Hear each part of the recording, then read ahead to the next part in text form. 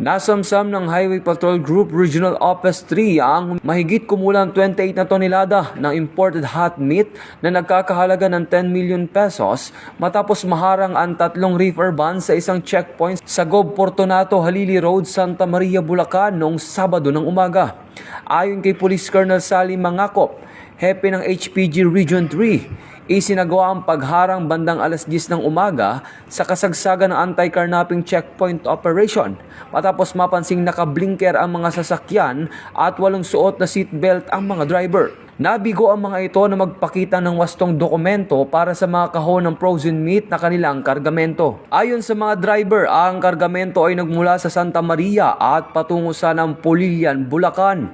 Kasalukuyan nasa kustodiya na ng HPG Region 3 ang mga driver at sasakyan para sa karagdagang investigasyon. Nakipag-ugnayan na rin ang HPG sa National Meat Inspection Service at Bureau of Animal Industry at inaasahang dadalhin ang nasamsam na karne sa Digama Waste Compound sa Porac, Pampanga para sa wastong disposisyon. Ito ang bagong PNP para sa bagong Pilipinas. Serbisyong mabilis, tapat at nararamdaman.